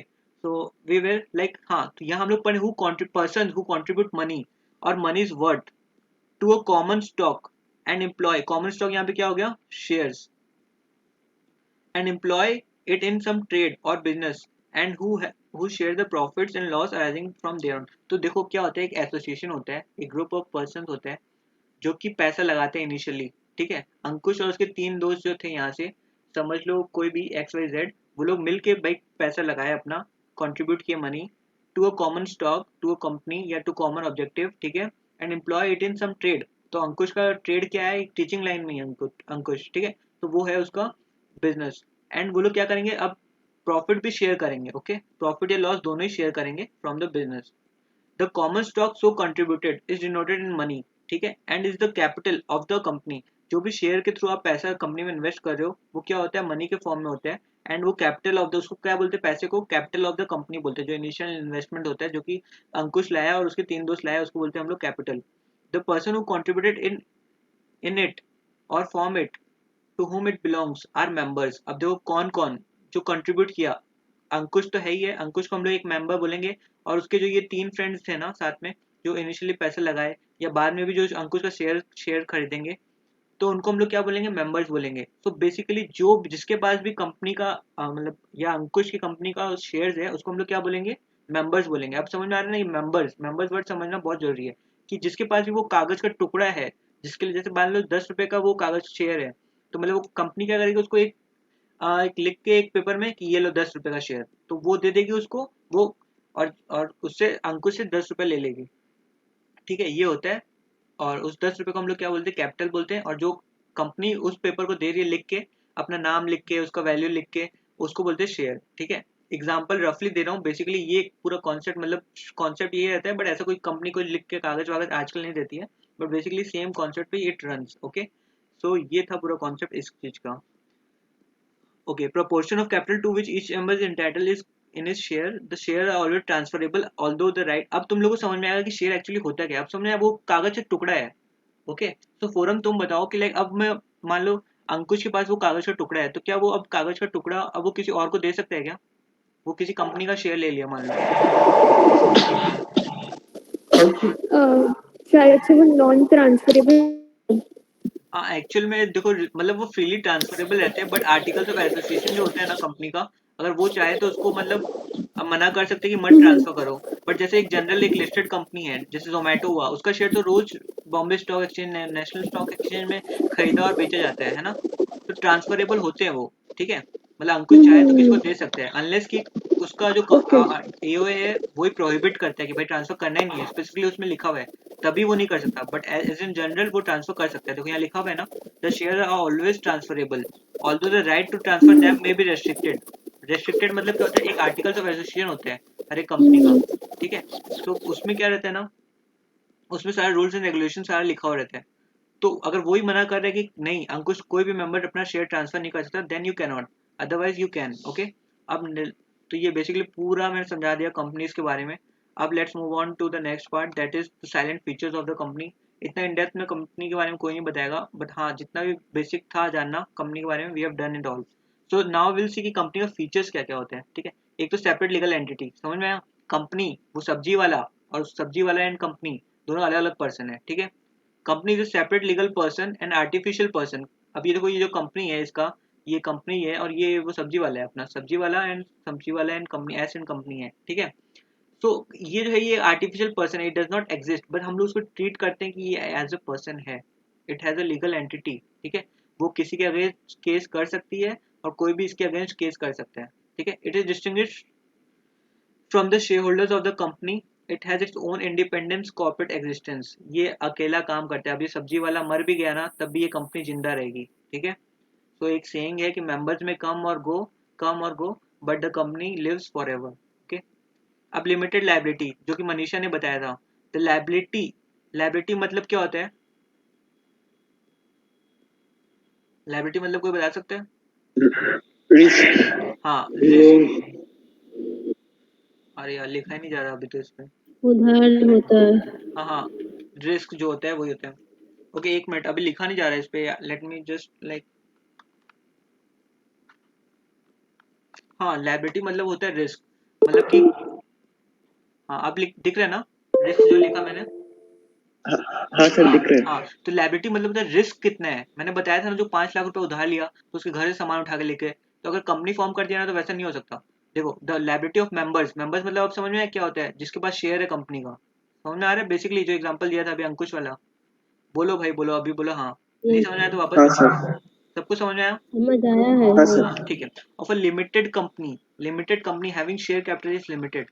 जो भी लिमिटेड कंपनी रहते हैं ना उसको क्या होता है, लायबिलिटी एकदम लिमिटेड रहता है, ठीक है। लायबिलिटी उसका कितना रहता है, नॉमिनल वैल्यू ऑफ शेयर्स, जितना भी शेयर का वैल्यू रहता है। जैसे फेस वैल्यू ऑफ शेयर है 10 रुपया, ठीक है। तो मेंबर जो है ना उसको सिर्फ 10 रुपये तक ही कंपनी में देना है, उससे ज्यादा उसका कोई पर्सनल एसेट नहीं मांग सकता कोई भी, समझ में आया। मतलब जैसे मान लो एक शेयर है किसी कंपनी, अंकुश की कंपनी का शेयर है 10 रुपया। मैं क्या होता है कई बार क्या होता है, तुम लोग 12th में पढ़ोगे like application money, allotment money, part wise हम लोग मंगाते हैं कि 3 रुपया दे दो, अभी 5 रुपया दे अकाउंट दो। में था। हाँ अकाउंट में था वही। हाँ तो वैसा वैसा करके मंगाते हैं हम लोग। अब देखो ये जो है मिस्टर एक्स, ये पूरा हौच पौच हो गया सॉरी इतना लिखने की वजह से, बट समझना है ना। अब ये मिस्टर एक्स जो है इसके पास क्या है ना, 10 रुपए का शेयर है पूरा, ये 5 रुपये दे दिया, तो अब बताओ लाइबिलिटी इस मिस्टर एक्स का कितना है।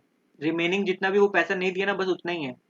ये नहीं कि हम उसका पूरा मतलब घर से सामान उठा के ले आएंगे अगर वो कुछ ऐसा सिचुएशन होता है तो, ठीक है। तो यहाँ पे क्या लिखा है देखो, is limited, the liability is limited to the extent of nominal value या face value of the shares held by him. Face value कितना है 10, तो 5 रुपये पहले दे दिया, 5 रुपये नहीं दिया तो उसका लाइबिलिटी सिर्फ 5 रुपये तक ही है। The share holders cannot be called upon to pay more than the unpaid value of the share. अब समझ में आ रहा है क्या, जैसे बताया एग्जाम्पल की 5 रुपये तो दे दिया, अनपेड कितना अमाउंट है, हम 5 रुपये नहीं दिया, तो उससे ज्यादा हम लोग और नहीं मांग सकते, what ever may be the indebtedness of the company, ठीक है। नहीं समझ में आएगा? समझ में आएगा भैया, समझ और में एग्जाम्पल चाहिए तो आएगा। बताने का, है ना, क्योंकि वापस इसके ऊपर नहीं आएंगे हम लोग।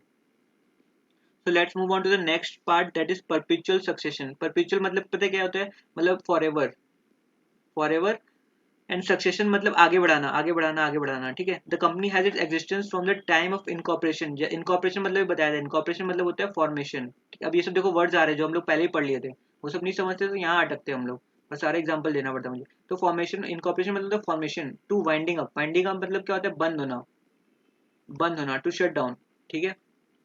सो the company has its existence from the time of incorporation to winding up, members में कम एंड मेंबर्स में go but the company survives up to the winding up. ये बहुत इंपॉर्टेंट है, मेरे टाइम भी आया था ये क्वेश्चन। इसको डिस्क्राइब करने बोलते हैं वो लोग, एक्सप्लेन करने बोलते हैं, ठीक है। ये क्वेश्चन बहुत इंपॉर्टेंट है, इसको जरूर से याद कर लेना इस लाइन को और पूरा इसको। अब देखो जो कंपनी होती है ना, ये देखो ये यहाँ पे एक कंपनी फॉर्म, यहाँ पे कंपनी फॉर्म होती है मतलब पैदा होती है, ठीक है। और यहाँ पे डेथ होता है या डिसोल्यूशन बोल दो उसका, वाइंड अप बोल दो, है ना। तो यहाँ से यहाँ, ठीक है। The company has existence from the time of incorporation, जब से इनकॉर्पोरेशन हुआ या तब से, या जब तक कंपनी बंद नहीं कर दी गई कोर्ट के ऑर्डर से, ठीक है, तब तक कंपनी जिंदा रहती है, ठीक है। मेंबर्स आते जाते रहेंगे, बीच में समझ लो अंकित का कोई दोस्त जो था वो बीमार हो गया या वो फॉरेन चला गया, तब उससे कोई कंपनी का बंद हो गई ऐसा नहीं चलेगा, ऐसा नहीं होता, ठीक है। भले मेंबर्स जो रहते हैं कंपनी, अगर वो मर भी जाए ना, जो शेयर होल्डर रहते हैं, तब भी कंपनी हमेशा चलती रहती है, ठीक है। तो यही बेसिकली यहाँ पे बोला है कि परपिचुअल सक्सेशन, कि जो शेयर होल्डर्स हैं, जो प्रमोटर्स हैं, जो कंपनी फॉर्म कर रहे हैं। अच्छा और एक चीज बता देता हूँ, जो अंकुश और उसके 3 दोस्त थे ना, उनको हम लोग प्रमोटर्स भी बोलते हैं, जो कंपनी को प्रमोट करते हैं या फॉर्म करते हैं, ठीक है, वही होते हैं कंपनी के माई बाप। अब देखो सेपरेट प्रॉपर्टी, अब ये बहुत इंपॉर्टेंट पॉइंट है कि कंपनी जो है ना उसके पास राइट है कि वो अपने नाम से प्रॉपर्टी खरीद सकती है। वैसे देखा जाए तो कंपनी को ये पर्सन तो है नहीं, फिर वो अपने नाम से कैसे प्रॉपर्टी खरीद सकती है, बट ये एक एडवांटेज है ऑफ फॉर्मिंग अ कंपनी, ठीक है। कॉमन सील, कॉमन सील मतलब पता है क्या होता है? कॉमन सील पता है किसी को क्या होता है? बोलो बोलो जल्दी बोलो। Yes, Time sir. stamp. Stamp, right, very right. जो थप्पा मारने का होता है ना, इसमें नाम वाम लिखा रहता है वो सब, उसको बोलते हैं कॉमन सील। अब क्या पहले क्या था ना कि कॉमन सील कंपलसरी था कि हर कंपनी को, जैसे कोई भी कॉन्ट्रैक्ट हुआ, अब कंपनी तो कोई पर्सन है नहीं, है ना, तो वो साइन कैसे करेगी? ऐसे साइन कर देगी क्या? जैसे मैं तो साइन कर सकता हूँ, ये रहा मेरा साइन, ओके। बट अब कंपनी है मेरा, मेरा के लिमिटेड कंपनी है, अब वो कैसे साइन करेगी? तो क्या यूज करते बोले, एक स्टैम्प, रबर स्टैम्प जैसे नहीं आता थप्पा मारते हैं, जो हम लोग थप्पा मारते हैं कई बार देखे होगे, तो वो थप्पा को बोलते हैं कॉमन सील, ठीक है। तो अब पहले क्या था कि कंपनी का कॉमर्स मतलब ये कॉमन सील होना जरूरी था, ठीक है। बट अब क्या हुआ, वो कंडीशन हटा दिया, तो वो क्या हो गया, अमेंडमेंट हो गया, चेंज हो गया कि अब जरूरी नहीं है कि आपका कॉमन सील हो, ठीक है। तो मतलब जैसे मान लो कोई भी कॉन्ट्रैक्ट होता है तो अपन साइन करते हैं या नहीं करते उसमें, है ना, both party should sign the contract, है ना। तो वैसे कंपनी कैसे साइन करेगी? तो वो बस स्टैंप मार देती है। देखो the company seal is used by the company for affixing, affixing मतलब लगाना, इन इट्स डॉक्यूमेंट्स, डॉक्यूमेंट्स मतलब सच एज कॉन्ट्रैक्ट, जैसे मान लो कंपनी भी तो कॉन्ट्रैक्ट करती है ना बहुत सारे लोगों के साथ कि भाई ये काम करना है, ये काम नहीं करना है ना। Since it's an artificial person, वो जिंदा तो कोई पर्सन है नहीं, ना उसका हाथ है ना उसका पाँव है, तो वो साइन कैसे करेगी? It can not sign on its own in the documents. Now the use of common seal, अब देखो अमेंडमेंट, जो हाईलाइट पार्ट किया हुआ है ना, ये अमेंडमेंट है। अमेंडमेंट बोले तो चेंज हो गया, पहले उसका होना जरूरी था। Now the use of common seal has been made optional, optional है, आप रखो तो रखो, नहीं रखो तो भी चलेगा। उसके जगह कोई डायरेक्टर या कंपनी सेक्रेटरी जो होते हैं ना, वो लोग साइन कर दे तब भी उसको वैलिड मानेंगे हम लोग डॉक्यूमेंट को। देखो the companies act 2013 required common seal to be affixed on certain documents such as bill of exchange में आपको छापना होगा, शेयर सर्टिफिकेट में आपको छापना होगा। तो वो जो मैं कागज का टुकड़ा बोला था ना आपको कि ये है, उसको हम लोग बोलते हैं शेयर सर्टिफिकेट, जो अंकुश दे रहा था सबको 10 रुपए लेके। All such document which required affixing the common seal may now instead be signed by 2 directors, या तो 2 डायरेक्टर कर लो थप्पा लगाने का, अगर आपको थप्पा नहीं लगाना है तो आपके कंपनी का जो भी कोई 2 डायरेक्टर है वो साइन कर दो, या एक डायरेक्टर साइन कर दो और एक कंपनी सेक्रेटरी साइन कर दो, तब भी वो थप्पे का जरूरत नहीं है। ये याद रख लेने का एकदम अच्छे से, ये आ सकता है एग्जाम में, एग्जाम, ओके। अब ट्रांसफरेबिलिटी ऑफ शेयर, जो कि मैंने फोरम से पूछा था, the shares of the members, members यहाँ पे कौन हो गया? अंकुश हो गया। अंकुश के पास जो शेयर था, accept in the private company, private company में, प्राइवेट कंपनी जो हम बताया ना, प्राइवेट कंपनी क्या होता है अभी आगे हम लोग देखेंगे पूरे डिटेल में। प्राइवेट कंपनी में 2 मेंबर्स होते हैं सिर्फ, ठीक है, इतना याद रखो, अभी 2 बंदे, ठीक है, ये मैं और ये मेरी दोस्त, हम लोग दोनों मिलकर एक प्राइवेट कंपनी खोल लिए, ये कंपनी हो गया दोस्त एंड कंपनी, ठीक है। तो क्या होता है ना उसमें एक, अब तुम लोग पूछोगे आर्टिकल्स ऑफ एसोसिएशन क्या होता है और मेमोरेंडम ऑफ एसोसिएशन क्या होता है, ये पता है किसी को? प्लीज समझाओ ये please, and will just wind up the class in 15 minutes. Please someone like unmute and like, किसी को पता है? नहीं पता तो बोलो नहीं पता, टाइम वेस्ट नहीं करने। वी हैव नहीं 11। सर एक बार बताओ, बोल दीजिए, अच्छा नहीं पता, क्लैरिटी नहीं है। ठीक है, आर्टिकल्स ऑफ एसोसिएशन देखो, अच्छा ठीक है मैं बता, what Ankush? Norms and rules of the या companies. सही, एकदम सही। अब देखो मेमोरेंडम एसोसिएशन में क्या क्या होता है ना, बहुत सारे क्लॉजेज होते हैं, 5 क्लॉज होते हैं मेनली, ठीक है। क्या क्या होता है? नेम क्लॉज, कि कंपनी का क्या नाम है, ठीक है। प्राइवेट कंपनी है तो प्राइवेट लेता है नाम, ठीक है, प्राइवेट लिमिटेड। पब्लिक कंपनी है तो उसमें लिमिटेड रहता है नाम। 1% कंपनी है तो उसके लास्ट में रहता है ओपीसी, ठीक है, ओपीसी रहता है लास्ट में। तो यहाँ पे एमओए में क्या क्या होता है भाई पता है तुमको? 5 क्लॉज होते हैं। Name clause, subscription clause, place clause, capital clause, ये सब रहता है, ठीक है। नेम क्लॉज क्या रहता है? कंपनी का नाम क्या है, प्राइवेट लिमिटेड है या पब्लिक लिमिटेड, वन लिमिटेड, वो सब। सब्सक्रिप्शन क्लॉज कि अंकुश के साथ और कौन कौन सब्सक्राइब किए हैं, कितने शेयर है सबके पास। प्लेस क्लॉज कि वो मुंबई में, महाराष्ट्र में मतलब सिचुएटेड है, ठीक है। Registered business, place of business क्या है कंपनी का। तो ये और कैपिटल क्लॉज मतलब अंकुश और उसके बाकी लोग जो हैं वो लोग कितना पैसा लगाए कंपनी में, तो वो सब रहता है मेमोरेंडम ऑफ एसोसिएशन में, ठीक है। तो वो बेसिकली बताता है कंपनी करती क्या है। ऑब्जेक्ट क्लॉज भी रहता है। ऑब्जेक्ट क्लॉज में रहता है कि अंकुश का कंपनी पढ़ाती है स्टूडेंट्स को, गरीबों को, ओके। तो वो होता है ऑब्जेक्ट क्लॉज। तो बेसिकली मेमोरेंडम ऑफ एसोसिएशन क्या होता है? एक डॉक्यूमेंट होता है जो कि कंपनी के बारे में बताता है अपने को, ठीक है। एंड आर्टिकल्स ऑफ एसोसिएशन क्या होता है ना, एक इंटरनल डॉक्यूमेंट होता है जिसके अकॉर्डिंग कंपनीज काम करती है। इंटरनल डॉक्यूमेंट होता है, ठीक है। आर्टिकल ऑफ एसोसिएशन क्या होता है? कंपनी का नियम कायदा, नियम कानून, ठीक है। नियम कानून की कंपनी कैसे चलनी चाहिए, किसके पास क्या राइट है, किसके पास क्या है ना। सपोज अंकुश के अंदर, अंकुश का एक दोस्त है, वो अंकुश की कंपनी में काम करता है। तो क्या होता है ना, आर्टिकल्स ऑफ एसोसिएशन में अंकुश बता दिया कि भाई तुमको परचेजेस करना है, तुम परचेज सिर्फ 10 लाख तक का कर सकते हो। ये आपका एओए में लिखा हो रहा है रूल्स एंड। ये आर्टिकल्स ऑफ एसोसिएशन क्या होता है? रूल्स सारे लिखे रहते हैं। जैसे आप लोग का स्कूल का डायरी देखे हो, आप स्कूल से तो पढ़े ही होगे, है ना। तो स्कूल में क्या रहता है, सारा आगे लिखा रहता है, पूरा पूरा कहानी लिख देते हैं वो लोग कि भाई अगर तुम लास्ट डे एब्सेंट किए, हॉलीडे से एब्सेंट किए, तो फिर 50 रुपये लास्ट डे का देना पड़ेगा। स्कूल का टाइमिंग क्या है, स्कूल में कैसा ड्रेस पहन के आना है, क्या ड्रेस कोड है, वो सब लिखा हुआ रहता है ना। तो वैसे ही आर्टिकल्स ऑफ एसोसिएशन में क्या रहता है, सारा रूल्स एंड रेगुलेशन कंपनी का लिखा हुआ रहता है कि कंपनी कैसे चलेगी। इस एम्प्लॉय के पास कितना पावर है, 10 लाख तक की परचेज करने का पावर है, ठीक है। तो अगर ये 10 लाख, समझ में आ रहा है क्या मैं जो एग्जांपल दे रहा हूँ, इसके बाद 10 लाख तक का परचेज करने का ही पावर है। समझ में आया ये किसी को? हाँ सर सर हाँ ये समझ में। अब देखो, अब ये बंदा क्या करता है, ये बहुत चालू है, मिस्टर एक्स, ठीक है। ये क्या कर रहा है ना, अब 10 लाख की जगह क्या कर रहा है, 20 लाख का परचेज कर दिया मेरे को बिना बताए। तो इसको पावर सिर्फ 10 लाख तक का परचेज करने का था। मैं तेरे को बोलता हूँ कि भाई 10 रुपए का सिर्फ टॉफी खा के आ, ठीक है। मैं अपने छोटे भाई को बोलता हूँ 10 रुपये टॉफी खा के आ, 100 रुपये मेरे पास खुलने के 100 रुपये दे दिया, तो वो क्या किया, रास्ते में सब खा के आ गया, पूरा 80 रुपये खर्चा करके आ गया। तो ये तो क्या हो गया, जितना तेरे को पावर दिया उससे ज्यादा कर लिया तूने यूटिलाइज, है ना। तो इसको बोलते हैं अल्ट्रा वायर्स द एओए। मतलब तेरे पास जितना ऑथोरिटी था उससे बियॉन्ड जाके, बियॉन्ड द अल्ट्रा वायर्स, मतलब ये भी एक लैटिन वर्ड है। Ultra means beyond, wires means the power, beyond the power. जितना तुमको पावर दिया उससे ज्यादा तुम कर देते हो। तो आर्टिकल में सारा नियम कानून लिखा हुआ रहता है। उसके बाहर तुम जाके जो भी काम करते हो ना, वो होते हैं अल्ट्रा वायर्स, मतलब वो वैलिड नहीं रहता है, वो वर्ड रहता है, ठीक है। ये समझ में आया ना सबको? यस पूछना था, हाँ पूछो। हाँ सर बोल रहे कि एओए मीन्स उसमें सारा रूल्स और रेगुलेशन रहते हाँ राइट, और एमओए मीन्स मतलब उसका मतलब सारा चीजें डेफिनेशन वो जो हाँ होता है वो सारा लिखना पड़ता है, नाम रहते हैं यही है ना। हाँ बेसिकली 5 क्लॉज रहता है उसमें, ना कम ना ज्यादा। नेम क्लॉज, सब्सक्रिप्शन क्लॉज, 5 या 6 रहता है। Name clause, subscription clause, object clause, place clause कि कहाँ रजिस्टर्ड है क्या नहीं है ना। तो वो सारा उसमें रहता है। और आर्टिकल्स ऑफ एसोसिएशन में रहता है सारा आपका बाई लॉज, कि इसको क्या पावर है, कैसे कंपनी काम करती है, क्या नहीं करती, okay okay. Okay, thank okay you, हाँ समझ या गया। The shares of the members in the, ये हो गया था अपना capacity to sue and be sued. Being a separate legal entity, the company is having capacity to sue. Sue मतलब पता है क्या होता है? केस फाइल करना। किस करना एकदम सही। And it can be sued by others, ठीक है। अब देखो मैं बताया ना, अब देखो ये जो एग्जांपल्स देना बहुत जरूरी था। अब देखो आप लोग पढ़ेंगे लिफ्टिंग द कॉर्पोरेट व्हील, ठीक है। देखो अब ये जो कंपनी, अब हम लोग कल कंटिन्यू करेंगे अगर ज्यादा हो रहा है तो, like I don't have any problem, I have been into to depth in this session, so like if नहीं यू ये वांट टॉपिक कंप्लीट कर दीजिए पढ़ना सर, है पढ़ना है, पढ़ना है ना इंटरेस्ट आ सबको, रहा है। All agree? हाँ या सर कुछ लोग तो भाग ही गए यार, ठीक है। छोड़ो ना, जो गया गया। हाँ ठीक है, ओके लेट्स कंटिन्यू। अब देखो ये जो कंपनी है ना, ये कंपनी है, ठीक है। कंपनी को चलाता कौन है बताओ?